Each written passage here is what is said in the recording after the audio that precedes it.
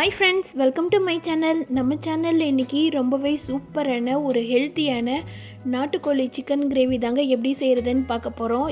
இதில் ஒரு சில இன்க்ரீடியன்ஸ்லாம் நம்ம அரைச்சிட்டு சேர்த்துருக்குறோம். அந்த மாதிரி செய்யும்போது வாசமும் அவ்வளவு அருமையாக இருக்குங்க. டேஸ்ட்டு சொல்லவே தேவையில்லை, அமேசிங்காக இருக்கும். அது மட்டும் இல்லை, இந்த கிரேவி நல்லா திக்காகவும் இருக்கும். ஒரு சிலர் ப்ராய்லர் மட்டுமே எடுத்து செய்துட்ருப்பாங்க. அவங்களெலாம் இந்த மாதிரி நாட்டுக்கோழி வாங்கி செய்து பாருங்கள், டேஸ்ட்டை மறக்கவே மாட்டீங்க. வாங்க இந்த டேஸ்ட்டான நாட்டுக்கோழி ரெசிபியை எப்படி செய்கிறதுன்னு பார்க்கலாம். இதுக்கு அரைக்க வேண்டிய பொருள் எல்லாத்தையும் நான் வீடியோவில் காமிச்சிருக்கிறேன். இது எல்லாத்தையுமே நான் டிஸ்கிரிப்ஷனில் நோட் பண்ணி கொடுத்துட்றேன், நீங்கள் அதை பார்த்துக்கோங்க. இதெல்லாம் சேர்த்து அரைச்சி போட்டு செய்தோன்னா குழம்பு அவ்வளவு டேஸ்ட்டாக இருக்குங்க. இந்த மாதிரி அரைச்சி போட்டு செய்திங்கன்னா ஹோட்டலுக்கே போக மாட்டீங்க, அடிக்கடி செய்வீங்க. இப்போ நம்ம எடுத்து வச்சுருக்கிற பொருள் எல்லாத்தையும் மிக்ஸி ஜாரில் சேர்த்துடலாம். இது கூட 3லேருந்து 4 ஸ்பூன் அளவு இஞ்சி பூண்டு பேஸ்ட்டு சேர்த்துக்கலாம். நான் சொல்லியிருக்கிற மெஷர்மெண்ட் எல்லாமே 1 கிலோ அளவு நாட்டுக்கோழி சிக்கனுக்குரிய மெஷர்மெண்ட் தான், அதுபடி எடுத்துக்கோங்க. இதெல்லாத்தையும் மிக்ஸி ஜாரில் போட்டு நல்ல மைய பேஸ்ட் மாதிரி அரைச்சி எடுத்துக்கோங்க. அதாவது மசாலா ஐட்டத்தையும் ப்ளஸ் இஞ்சி பூண்டு பேஸ்ட்டையும் சேர்த்து நல்லா பேஸ்ட் மாதிரி அரைச்சி எடுத்துக்கோங்க.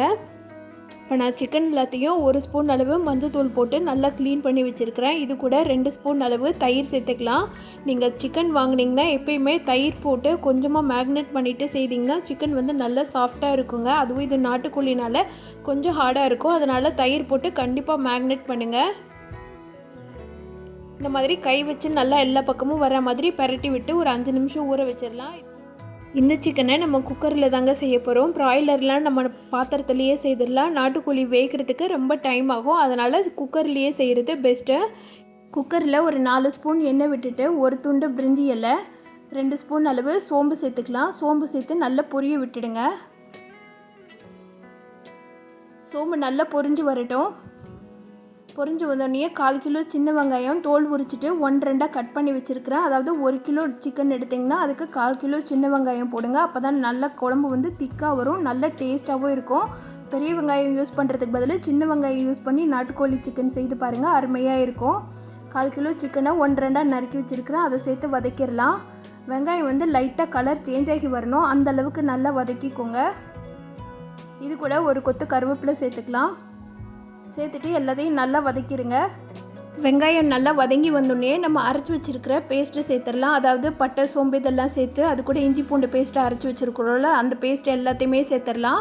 சேர்த்துட்டு பச்சை வாசனை போகிற வரைக்கும் வதக்கிக்கலாம். இந்த டைமில் இதை சேர்த்து வதக்கும் போது அடியில் அடி பிடிக்கிற மாதிரி இருக்கும், அதனால் கைவிடாமல் கிளறிக்கிட்டே இருங்க, அப்போ தான் ஒரே ஈவனாக வெந்து வரும். இந்த மாதிரி நீங்கள் அரைச்சி போட்டு சிக்கன் குழம்பு மட்டும் இல்லைங்க, மட்டன் குழம்புக்குமே இந்த மாதிரி அரைச்சி போட்டு செய்திங்கன்னா அவ்வளவு வாசமாக இருக்கும். அது மட்டும் இல்லை, குழம்போட திக்னஸும் ரொம்ப ஜாஸ்தியாக இருக்கும். குழம்போட திக்னஸ் ஜாஸ்தியாக வேணும்னா வெங்காயம் ஒரு 100 கிராம் போடுற இடத்துல ஒரு 200 கிராம் வெங்காயம் போட்டு செய்து பாருங்கள், டேஸ்ட் அமேசிங்காக இருக்கும். இஞ்சி பூண்டு நல்லாவே வதங்கி வந்துருச்சு. இது கூட 3 தக்காளி பழம் நறுக்கி வச்சுருக்கிறேன், அதை சேர்த்துக்கலாம். அதை சேர்த்துட்டு நல்லா கிளறி விட்டுடுங்க. தக்காளியோட பச்சை வாசனை போகிற வரைக்கும் கிளறிக்கோங்க. இது கூட 1 ஸ்பூன் அளவு மஞ்சத்தூளும் கொஞ்சமாக உப்பும் சேர்த்துடலாம். இந்த உப்பு நம்ம தக்காளி வெங்காயத்துக்கு மட்டும்தான் சேர்க்குறோம், சிக்கனுக்கு தனியாக உப்பு சேர்க்கணும் கடைசியாக. தக்காளி சீக்கிரமாக வதங்கிறதுக்காக கொஞ்சமாக உப்பு சேர்த்துருக்குறோம். சேர்த்துட்டு நல்லா வதக்கி விட்டுடுங்க. தக்காளி நல்லா மசிஞ்சு வரணும், அதனால் பொடியை நறுக்கிட்டு சேர்த்திங்கன்னா சீக்கிரமே மசிஞ்சிரும். தக்காளி நல்லா மசிஞ்சு வந்தோடனே இது கூட நம்ம க்ளீன் பண்ணி வச்சுருக்கிற சிக்கனை சேர்த்துடலாம். சிக்கன் கொஞ்சம் கொஞ்சமாக சேர்த்துக்கோங்க. அந்த தண்ணி கழுவி வச்சதுக்கப்புறமா கொஞ்சம் தண்ணி விட்டுடும், அந்த தண்ணி சேர்க்க வேண்டாம், வெறும் சிக்கன் மட்டும் சேர்த்துக்கோங்க. சிக்கன் சேர்த்துட்டு அந்த மசாலாவோட நல்லா சேர்த்து மிக்ஸ் பண்ணி விட்டுடுங்க. இந்த மாதிரி நம்ம வதக்கிட்டு சேர்க்கும்போது சிக்கனோட டேஸ்ட்டு நல்லாவே இருக்குங்க, ரொம்ப அருமையாக இருக்கும், நல்ல வாசமாகவும் இருக்கும், கமகமன்னு மணக்கும் குழம்பு வச்சோன்னா. அதனால் சிக்கனை நல்லா வதக்கி விட்டுடுங்க. தண்ணி எதுவுமே ஊற்றக்கூடாது, வெறும் சிக்கன் மட்டும் சேர்த்து ஒரு 5 நிமிஷத்துக்கு நல்லா வதக்கி விட்டுடுங்க. வதக்கி விட்டுட்டு குக்கரில் விசில் போடாமல் ஒரு 3 நிமிஷத்துக்கு மூடி போட்டு வச்சுருங்க. இந்த மாதிரி செய்யும்போது சிக்கனில் மசாலாலாம் நல்லா மிக்ஸ் ஆகிட்டு வருங்க. இந்த மாதிரி நம்ம வதக்க எண்ணெய்லாம் லைட்டாக பிரிஞ்சுக்கிட்டு வரும். அதாவது சிக்கன் அந்த எண்ணெயிலேயே நல்லா வதங்கிட்டு எண்ணெய் லைட்டாக பிரிஞ்சு வரும்.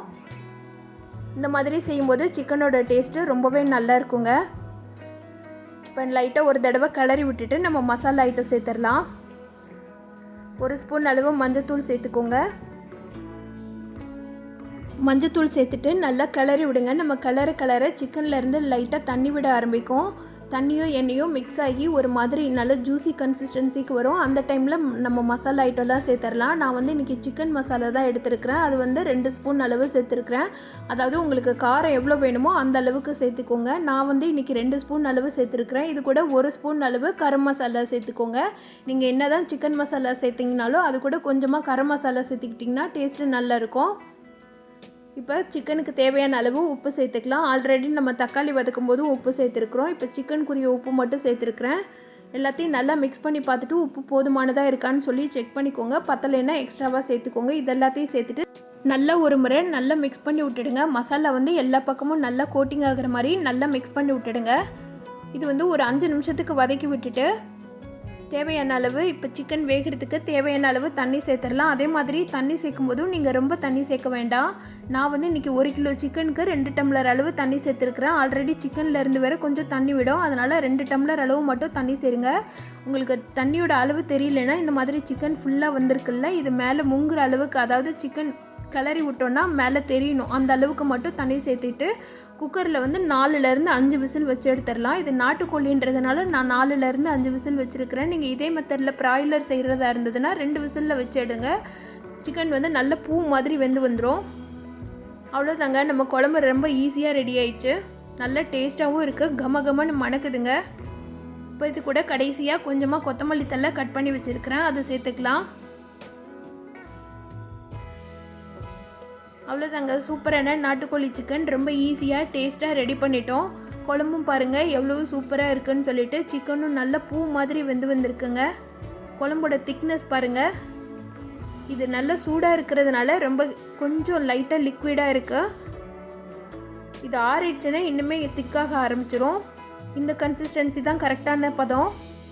இந்த சிக்கன் கிரேவி வந்து இட்லி, தோசை, சப்பாத்தி, சாதம் எல்லாத்துக்குமே சூப்பரான காம்பினேஷனுங்க. இந்த மாதிரி மெத்தடில் நீங்களும் உங்கள் வீட்டில் சிக்கன் கிரேவியை செய்து பாருங்கள். செய்து பார்த்துட்டு எப்படி இருந்துச்சுன்னு சொல்லிவிட்டு எனக்கு கமெண்ட் பண்ணுங்கள். இந்த வீடியோ பிடிச்சிருந்ததுன்னா இந்த வீடியோக்கு லைக் பண்ணி சேனலை சப்ஸ்கிரைப் பண்ணாதவங்களாம் சப்ஸ்கிரைப் பண்ணிக்கோங்க. Thank you friends.